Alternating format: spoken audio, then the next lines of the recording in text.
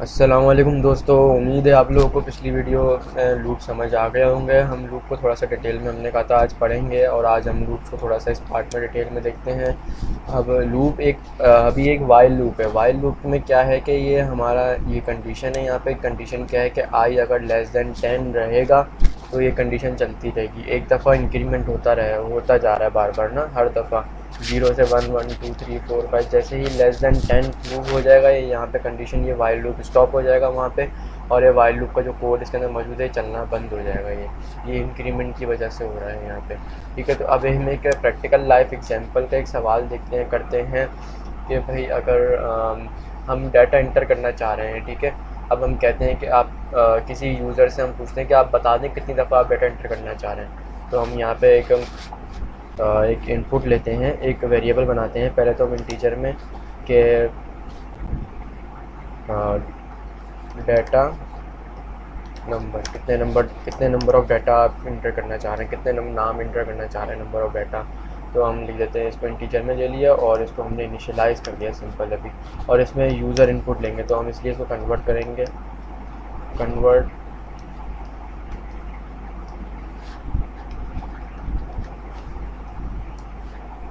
Convert to integer में convert करना है तो हम इसको int 32 करेंगे यहाँ पे।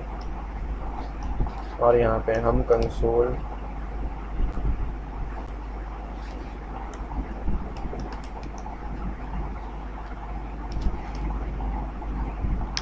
डॉट रीड लाइन हम यहाँ पे करवा लेंगे इसको।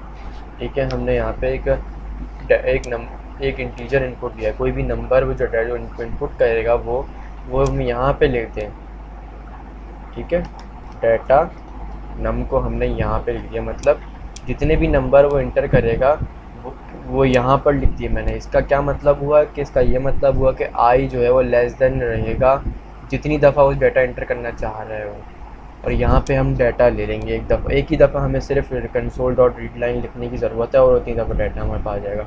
हम डाटा स्ट्रिंग में लेते हैं क्योंकि हम नाम ले रहे हैं, नेम सबसे। अब हमें 10 दफ़ा किसी से नाम इंटर करवाने हैं कि कोई नाम 10 दफ़ा लेने हैं हमने। तो हम क्या 10 दफ़ा इंटीजर में और ये बनाते रहेंगे कन्वर्ट करके integer string string string string. क्या ये हम इस तरह से करेंगे कि हम यहाँ पे स्ट्रिंग इक्वल टू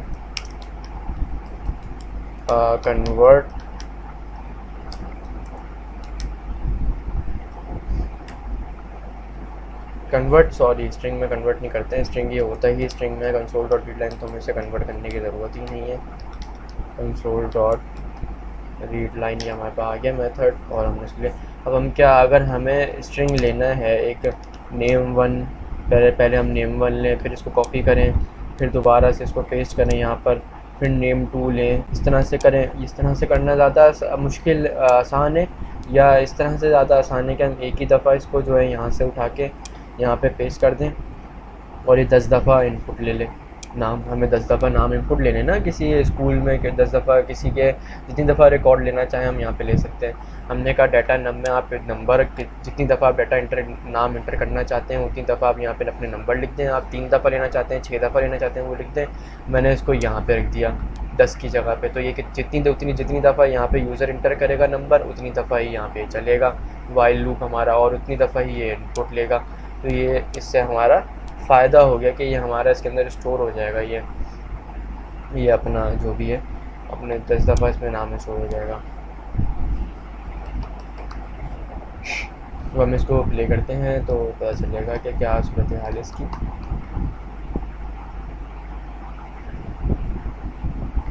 तो ठीक है, अभी जैसे ये वाइल लूप का क्या मतलब हुआ, वाइल लूप आइट्रेशन कर रहा है। अब हमें कोई डाटा है, कोई नाम है, नेम्स हमें इनपुट लेने हैं 10 दफ़ा, 15 दफ़ा, 20 दफ़ा। तो हम बार बार ये कन्वर्ट टू और ये कंसोल डॉट रीड लाइन नए वेरिएबल्स बना के स्ट्रिंग के डेटा टाइप में नहीं स्टोर कर सकते हैं। तो हम एक आसान तरीका हमें मिल गया लूप के थ्रू। हमने क्या करा, एक इनपुट लिया डाटा नम के अंदर और डाटा नम के अंदर इनपुट लेने के बाद हमने इसको यहाँ पे रख दिया। क्या मतलब कि ये एंडिंग पॉइंट है, ये वाइल लूप की कंडीशन है कि आई लेस देन होना चाहिए, इतनी दफ़ा ये चलेगा हमारा। तो मैं जितनी दफ़ा यहाँ पे इनपुट करूँगा उतनी दफ़ा ये प्रोग्राम चलेगा और उतनी दफ़ा ये हमारे नेम इनपुट लेगा नेम टू के अंदर। ठीक है, तो मैं जैसे यहाँ पे चलाता हूँ इसको, इस प्रोग्राम को, ये प्रोग्राम ऐसे ही चलने लगा अब मैं यहाँ पे सबसे पहला पार्ट मेरा क्या है, मुझे क्या इनपुट करना है कि मुझे डाटा नम देने के कितने नंबर ऑफ डाटा मुझे इनपुट करने, मुझे 3 डाटा इनपुट 3 नेम्स इनपुट करने हैं मेरे स्कूल के या मेरे कोचिंग के मेरी क्लास के। तो मैं अपने स्टूडेंट्स के नाम यहाँ लिख देता हूँ, ऐसे हम बासिर, काशिफ और आमिर, मैंने ये 3 नाम लिख दिए। 3 दफ़ा इसने मुझसे ले लिया और इसमें ख़त्म ये प्रोग्राम चल गया। यहाँ पे 3 दफ़ा इसने मुझसे ले लिया। मुझे यहाँ पे 3 दफ़ा स्ट्रिंग का वेरिएबल रीड लाइन, अगर मैं इसको यहाँ से हटा के यहाँ बाहर रखता और मैं करता सिर्फ मुझसे एक ही दफ़ा ये नेम टू में इनपुट लेता, फिर मुझे 3 दफ़ा करना था तो मैं इसको 3 दफ़ा लिखना पड़ता मुझे यही चीज़। लेकिन मैंने इसको क्या करा, लूप में रख दिया वाइल के, और इससे मेरा आसानी ये हो गई, फ़ायदा हो गया कि 3 दफ़ा इसने इसमें इनपुट ले लिया मेरा और इसमें नेम टू में स्टोर कर दिया। सबसे बड़ा फ़ायदा लूप का ये हो गया। ठीक है, अब हम, ठीक है ये हो गया। अब हम देखते हैं do while loop. Do while loop की एक एग्जांपल ज़रा हम देख लें। डू वाइल लूप किस तरह से वर्क करता है। डू वाइल क्या होता है कि पहले जो है ना ये डू करता है, पहले ये कोड को डू करता है, पहले कोड को रन करता है ये, ठीक है। फिर उसके बाद कंडीशन चेक करता है। तो इसका मतलब जब कंडीशन एक दफ़ा गलत होती है ना कंडीशन, तो ये एक दफ़ा चल जाता है।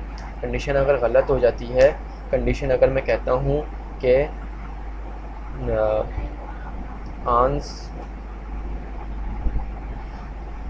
नॉट इक्वल टू, सॉरी मैं कहता हूँ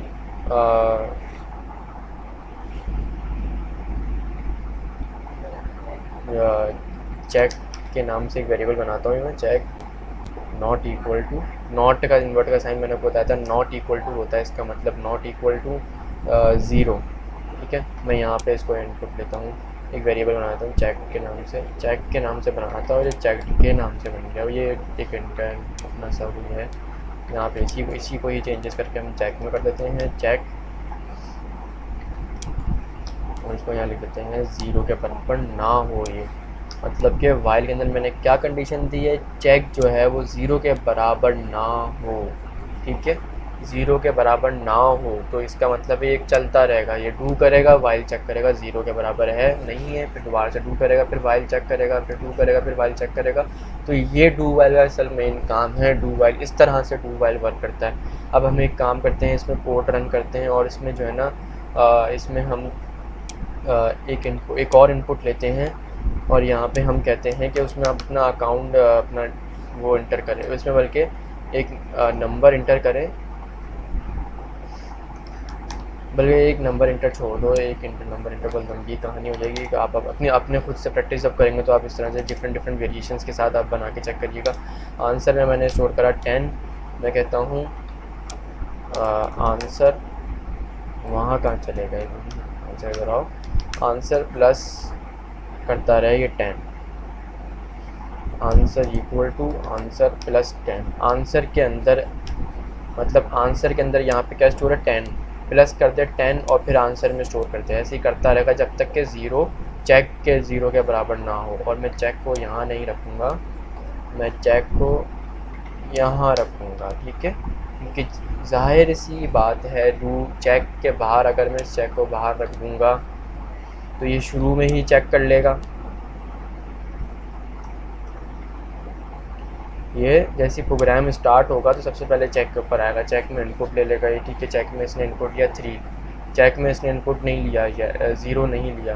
ठीक है, चेक में मैंने 0 नहीं दिया, ये करेगा डू प्रोग्राम को, फिर चेक करेगा, फिर बाद में चेक करेगा। तो इसलिए फिर उसके बाद प्रोग्राम ख़त्म हो जाएगा। क्यों? क्योंकि जो है जब ये 0 नहीं होगा, जब ये डू पे दोबारा जाएगा तो ये इस पे नहीं जाएगा दोबारा से, फिर ये डू पे जाएगा। डू में क्या है आंसर प्लस 10, फिर एक दो दफ़ा आंसर प्लस 10 करेगा, बंद हो जाएगा ये हमें। लेकिन इसको जब इसके अंदर रख देंगे इस चेक को, तो जब जैसे ही चेक करेगा इसमें 0, जैसे ही प्रोग्राम डू होगा इसमें हम इंटर कर देंगे 1। ठीक है, तो इसका मतलब है नो कंडीशन पॉसिबल है। तो ये जैसे ही इसमें आंसर प्लस 10 कर देगा, फिर वाइल पे जाएगा, चेकेगा कि 1 था, 0 नहीं है, तो फिर ये दोबारा डू पे जाएगा, फिर दोबारा इनपुट लेगा। हम अगर 0 इनपुट नहीं करेंगे तो फिर ये दोबारा से वाइल में कंडीशन ट्रू नहीं होगी और फिर ये डू करता रहेगा। इस तरह चलता रहेगा जब तक कि हम 0 ना इनपुट कर दें, जब तक कि चेक बराबर ना हो जाए 0 के, चेक नॉट इक्वल टू 0 हो तो जब जाके चले कंडीशन। इंटीजर चेक को हम ग्लोबली वो करेंगे, डिक्लेयर करेंगे बाहर, ताकि इसको भी विजिबल हो, क्योंकि ये ब्लॉक ऑफ कोड के अंदर हमने इसको डिक्लेयर करा हुआ था, तो सिर्फ इसी के अंदर ही इसकी है इनिशियलाइजेशन। तो ये इस ब्लॉक ऑफ कोड के अंदर इसकी इनिशियलाइजेशन हुई थी, इन टीचर को डिक्लेयर हुआ था चेक इसके अंदर, तो इस वजह से ये नहीं चल रहा था। हमने इसके बाहर डिक्लेयर कर दिया चेक को, तो अभी पूरा ग्लोबली एक्सेस है, जहाँ तक ये कोड है वहाँ तक ये विजिबल रहेगा। Check not check equal to check 0 के बराबर हो, जब जाके ये प्रोग्राम स्टॉप हो जाएगा। ये नहीं, चेक 0 के बराबर ना हो तो ये प्रोग्राम चलता रहेगा। ये कंडीशन हमारी जब तक ट्रू होती रहेगी, जब तक ये ट्रू करता रहेगा। ठीक है, सबसे पहले क्या होगा, ट्रू का कोड स्टार्ट होगा। ठीक है, ट्रू का कोड स्टार्ट हुआ वो ये, तो उसके बाद फिर ये इनपुट लेगा। इनपुट में अगर हम 0 नहीं देंगे, अगर हम इनपुट में 0 के अलावा कोई और नंबर दे देते हैं, तो वो यहाँ पे आंसर में 10 प्लस कर देगा। जो हमारा 10 है, 10 में 10 प्लस कर देगा। ठीक है, उसको हम डिस्प्ले भी करवा देते हैं यहाँ पे। आंसर डिस्प्ले करवाया मैंने यहाँ पे। ठीक है, अच्छा अब ठीक है, इस तरह से होगा अभी। अब इसको रन करके देखते हैं, ये बताता हूँ और तरीका, और अच्छी तरीके से आपको समझाता हूँ मैं इसको। रन हो जाएगा प्रोग्राम।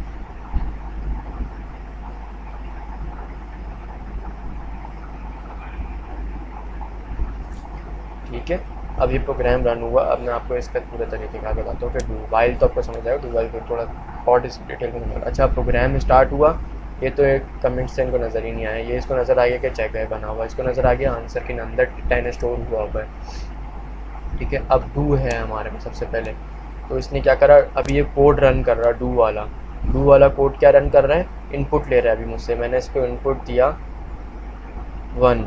ठीक है, क्या 1 0 के बराबर है, 0 के बराबर नहीं है, तो ये चेक की कंडीशन ट्रू है, तो मुझसे दोबारा इनपुट लेगा अभी 10 प्लस करके। 20 हो गया, 10 प्लस 10, 10 प्लस 10 20 इसमें स्टोर हुआ। 20 यहाँ पे हमें विजिबल हो गया कंसोल डॉट राइट लाइन के अंदर। ठीक है, अब मुझसे दोबारा ये डू कर रहा है, दोबारा डू चल रहा है, डू करें डू। मैंने दोबारा इसको 1 दिया, अभी भी ये 0 के बराबर नहीं है, तो कंडीशन ट्रू है ये वाइल की। फिर ये दोबारा से डू करेगा। ठीक है, अभी दोबारा इनपुट मांग रहा है। मैंने यहाँ तो जैसे ही 0 दिया, कंडीशन फॉल्स हो गई, नॉट इक्वल टू 0 नहीं रहा, अभी इक्वल टू 0 हो गया चेक। तो अब ये जैसे ही मैंने एंटर करा, बस अब ये प्रोग्राम एंड हो गया। ठीक है, इसका हम एक और इसकी सैम्पल देखते हैं, जिसमें आपको बहुत ज़्यादा आसानी से क्लियर हो जाएगा ये। तो ये आपको समझ आ गया होगा कि क्या नाम है, ये जितनी दफ़ा जब तक हम इसको वाइल की कंडीशन क्या है कि चेक जो है, जो एक इंटीजर है, वो बराबर ना हो 0 के, और चेक कहाँ पे इनपुट ले रहे हैं हम, यहाँ पे। अगर हम यहाँ पे इसको कहते हैं कि 0 डू करेगा, ये पहले चेक में इनपुट लेगा। चेक में क्या इनपुट आया, मैंने यहाँ पे दिया 1 इनपुट, और चेक मतलब कि 1 किस में स्टोर हुआ, चेक में। क्या 1 बराबर है 0 के, नॉट इक्वल टू 0 है हमारा 1 जो है, 1 0 के बराबर नहीं है। तो इसी वजह से 1 0 के बराबर नहीं है, तो ये कंडीशन हमारी ट्रू हो गई। कंडीशन 1 बराबर नहीं है 2 के, तो ये कंडीशन ट्रू हो गई हमारी। ठीक है, तो फिर दोबारा से 2 पे चले आएगा ये। जैसे ही कंडीशन ट्रू होती रहेगी, ये 2 पे जाता रहेगा, इसमें चलता रहेगा ये। जैसे ही यहाँ पे 0 हम इंटर कर देंगे, यहाँ पे 0 इंटर कर देंगे, और चेक जो है वो 0 के बराबर हो जाएगा, और ये कंडीशन फॉल्स हो गई कि नॉट इक्वल टू की थी, और वो फॉल्स हो गई, चेक जो है वो 0 के बराबर हो गया, तो फिर ये कंडीशन हमारी फॉल्स हो गई, और हम फिर इस तरह से दोबारा डू पे नहीं जाएगा। तो इसका एक और एक एग्जांपल करके देख लेते हैं। हम चेक यहाँ पे स्ट्रिंग कर देते हैं चेक को। ठीक है, मैंने स्ट्रिंग कर दिया। ठीक है, और यहाँ से हमने कन्वर्ट हटा दिया, क्योंकि ये कंसोल डॉट रीड लाइन जो है वो ऑलरेडी स्ट्रिंग इनपुट लेता है, तो कन्वर्ट करना पड़ता है हमें इसको। तो हमने अभी स्ट्रिंग यहाँ से हटा दिया, और हमने यहाँ पे एक स्टेटमेंट लिखी यहाँ पे डू के अंदर इसलिए लिख रहे हैं क्योंकि ये बार बार डू जब चल रहा है, तो बार बार वो स्टेटमेंट शो होनी चाहिए कि आप अगर प्रोग्राम ख़त्म करना चाह रहे हैं। तो मैं लिखता हूँ, if you want to end this program enter no, और टू कंटिन्यू इंटर यस। ठीक है, और अब हम यहाँ पे नॉट कंडीशन दे देंगे, चेक बराबर होना चाहिए यस के, नो के। जब ये प्रोग्राम चलता रहेगा, अगर वो नो कहते रहेंगे, ये प्रोग्राम जैसे ही यूज़र नो कहेगा ये प्रोग्राम दोबारा चलेगा, जैसे यूज़र येस कहेगा ये प्रोग्राम यहीं पे रुक जाएगा। क्यों? क्योंकि कंडीशन हमारी फॉल्स है, क्योंकि हमारा चेक जो है वो नो के बराबर रहना चाहिए, जब जाके ये डू चलता रहेगा। अगर चेक जैसे ही येस होगा तो फ़ौरन ये कंडीशन रुक जाएगी, स्टॉप हो जाएगी वहीं पे। और हम यहाँ पे कंसोल रीड लाइन चेक में हम इनपुट ले रहे हैं, चेक जैसे ही यहाँ पे चेक पता चलेगा। और अब हम इसमें आंसर की बजाय यहाँ पे यूज़र से हम इनपुट लेते हैं, नेम इनपुट ले रहे हैं हम, ठीक है। नेम इनपुट कैसे ले रहे हैं हम? नेम इनपुट ले रहे हैं कंसोल डॉट रीड लाइन के थ्रू। कंसोल डॉट जैसे डॉट लगाया मुझे इसने रीड लाइन दे दिया, मैंने रीड लाइन का मेथड अप्लाई कर दिया, रीड लाइन हमारा चल गया, ठीक है। अब यहाँ पे हमें नेम्स प्रिंट करवा देते हैं। यहाँ पे जो नेम मिलकर नेम्स प्रिंट करवाने की ज़रूरत नहीं है हमें फ़िलहाल। यहाँ पर ये नाम जब तक इनपुट लेता रहेगा, जब तक यहाँ पे ये नो आता रहेगा, चेक में नो पास होता रहेगा। मैं इसको यहाँ स्टार्ट करने जा रहा हूँ, गौर से देखिएगा इस प्रोग्राम को, क्योंकि ये बहुत इंपॉर्टेंट मोबाइल का प्रोग्राम है।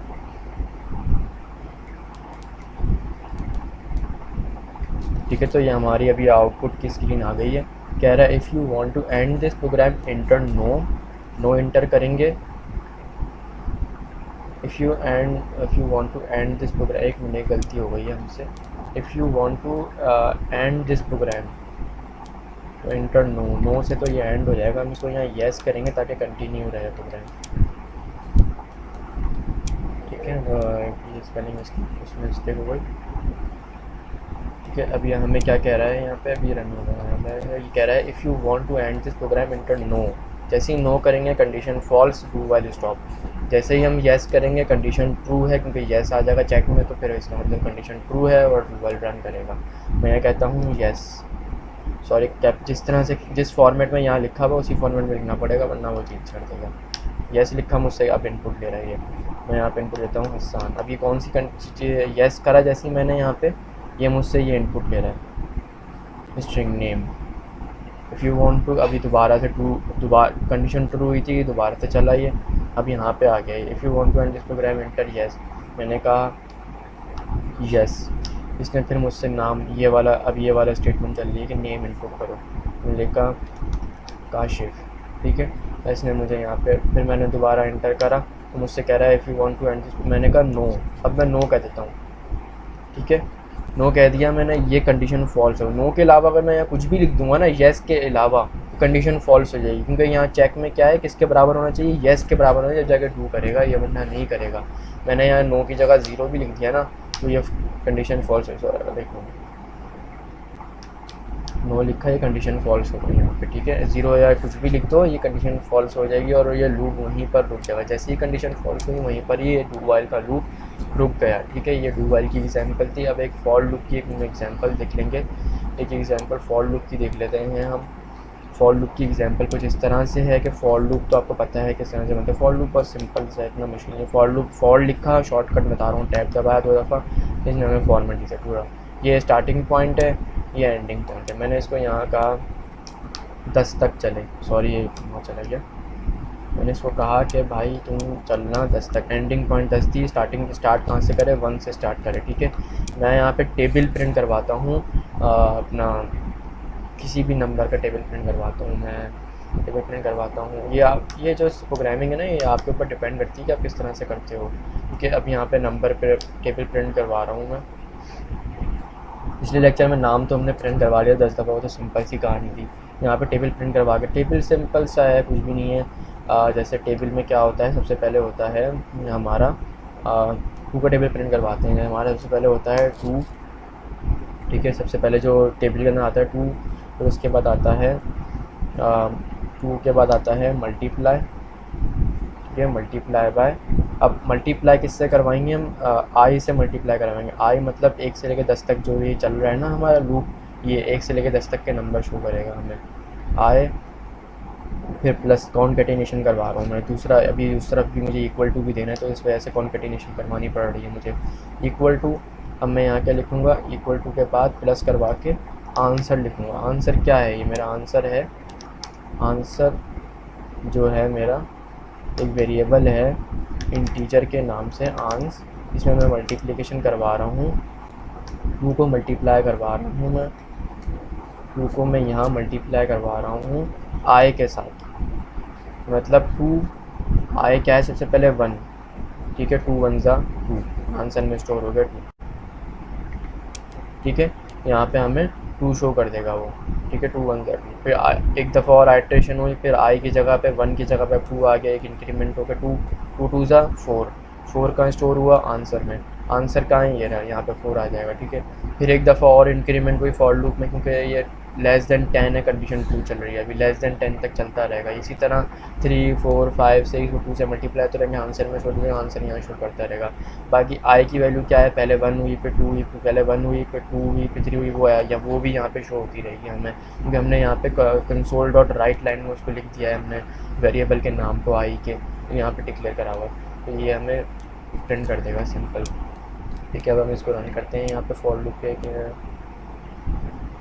इसको, और ये हमें यहाँ पे 2 का टेबल प्रिंट करेगा, ये देखें 2 1 ज़ा 2, 2 2 ज़ा 4, किस तरह से 2x तो ऐसे ही चल रहा है, 2x तो सिंपल कंसोल राइट में इन्वर्टेड कॉमास में लिखा हुआ था, एज इट इज प्रिंट हो जाएगा। आई कैसे आ रहा है, पहले था 1 से स्टार्ट हुआ 1, एक इंक्रीमेंट हुई, एक दफ़ा और लूप चला 2 हो गया, फिर 3, फिर 4, फिर 5, फिर 6, फिर 7, लूप इस तरह से चलता इंक्रीमेंट हो रही है। कहाँ तक चल रहा है, लेस देन 10, इक्वल टू नहीं लगाया मैंने, तो इक्वल 10 यहाँ शामिल ही नहीं हुआ, 9 तक चला ये, ठीक है। फिर क्या हुआ, ये 2 4 16 18 कैसे आ रहे हैं, ये आंसर के थ्रू आ रहे हैं, ये यहाँ पे कैलकुलेशन करवाई हुई मैंने, यहाँ पे 2 तो एज इट इज़ लिखा है, मल्टीप्लाई किससे हो रहा है,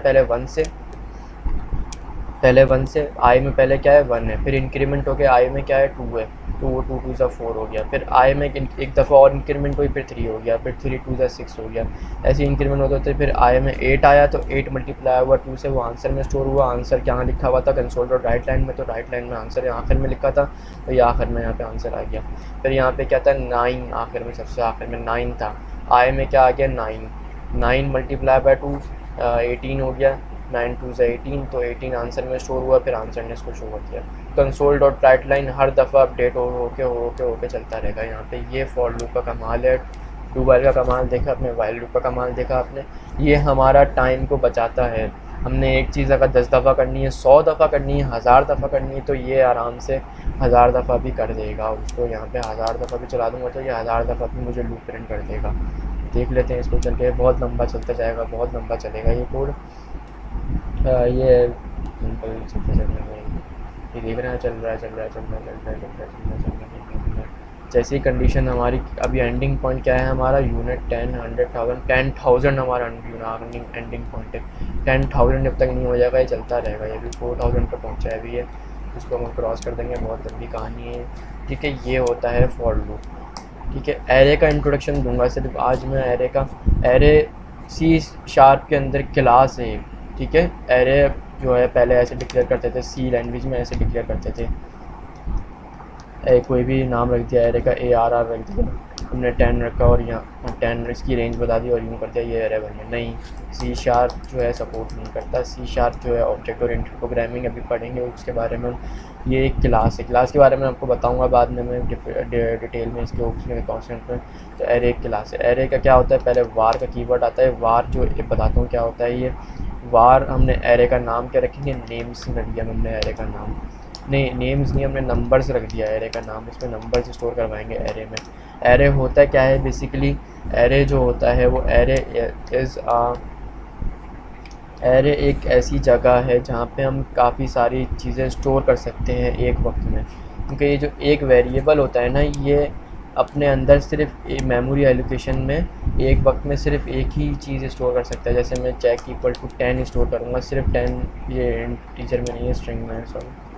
इसको मैंने अगर इंटीजर करता हूँ, ये एक वक्त में सिर्फ 1 ही स्टोर कर सकता है। मैं यहाँ पे इसको 2 3 4 5 करवाना चाह रहा हूँ तो ये नहीं करेगा, इसको स्टोर एरर दे देगा, क्योंकि इसकी मेमोरी की बस से बाहर हो गया, तो वो सिर्फ एक वक्त में एक ही चीज़ स्टोर कर सकते। एरे ये है कि एक वक्त में आप डिफरेंट वेरिएशंस के एक ही डाटा टाइप के डिफरेंट चीज़ें स्टोर कर सकते हैं। मैं यहाँ इंटीजर डाटा टाइप के डिफरेंट नंबर स्टोर कर सकता हूँ, जितने चाहूँ मैं कर सकता हूँ इसके अंदर स्टोर। तो ये एरे का कमाल है। यहाँ पर एरे बनाते कैसे हैं ये देखें, इस तरह से बनाते हैं। सी शार्प में, विजुअल स्टूडियो में वार दिया, उसके बाद नंबर्स वार दिया, ठीक है। उसके बाद नंबर्स दिया, वार में बताता हूँ क्यों दिया। नंबर्स क्या है, एरे का नाम है, ठीक है। उसके बाद दिया न्यू हमने, फिर उसके बाद दिया कि डाटा टाइप क्या होगी इसकी, डाटा टाइप मैंने इंटीजर रखी इसकी, ठीक है, और मैंने यहाँ पे पास कर दिया कितने दफ़ा, कितने मतलब इसकी लेंथ क्या होगी, कितने इंटीजर के नंबर्स अपने अंदर रखे ये।